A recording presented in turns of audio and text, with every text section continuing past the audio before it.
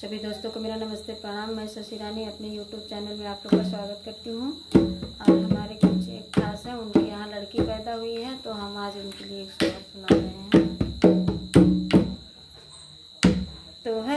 तो हरे तब